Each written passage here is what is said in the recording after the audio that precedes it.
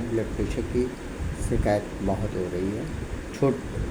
छोटे बच्चों को भी हो रही है, जिसकी वजह से किडनी में दिक्कत होने लगती है।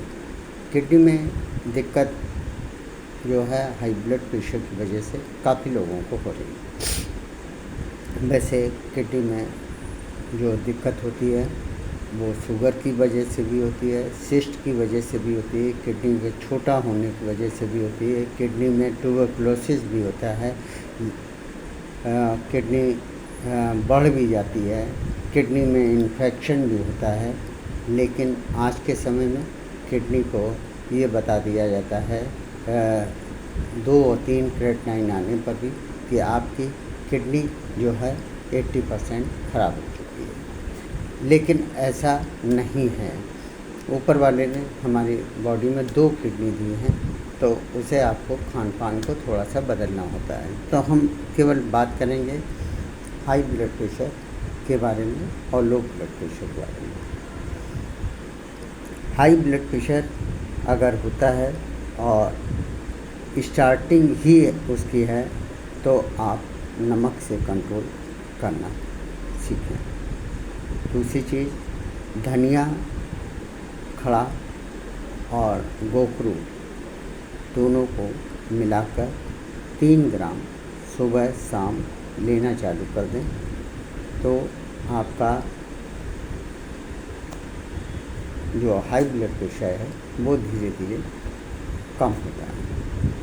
तीसरी चीज़, हाई ब्लड प्रेशर को कम करने के लिए एक पोस्ता दाना और तरबूज के बीज जो हैं बराबर मात्रा में मिलाकर रख लें और इसे 3 ग्राम की मात्रा लेनी है, 1.5 ग्राम सुबह, 1.5 ग्राम शाम। लेकिन इसके साथ में ब्लड प्रेशर को नापते रहें। अगर आपका ब्लड प्रेशर कम होता जाता है तो इसकी मात्रा को भी कम करते जाएं और इसके बाद इसको बंद भी करना होता है। ये नहीं है कि अगर लो पर पहुंच जाए और आप खाते ही चले जा रहे हैं, तो इस चीज़ का ध्यान रखना है।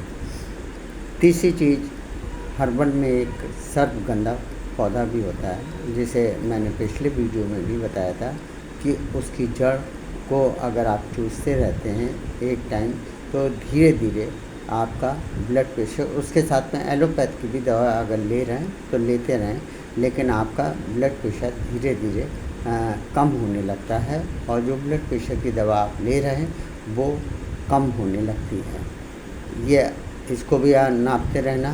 और इसको सर्पगंधा की जो जड़ है, इसको चूसने पर यह नहीं है कि 2-3 दिन में आप ये देखें कि हमारा ब्लड प्रेशर कम हो रहा है कि नहीं। ऐसा नहीं है, ये 3-4 दिन बाद ही असर करना चालू होती है और धीरे धीरे आपकी यूरिन की मात्रा जैसे बढ़ती जाएगी, आपका ब्लड प्रेशर कम होता जाता है, क्योंकि यूरिन के थ्रू बॉडी से जो नमक है वो कम होने लगता है और पानी की मात्रा को आपको बढ़ाना ही होता है, जिससे कि यूरिन खुल के होगी तो आपका ब्लड प्रेशर भी कम होता जाएगा।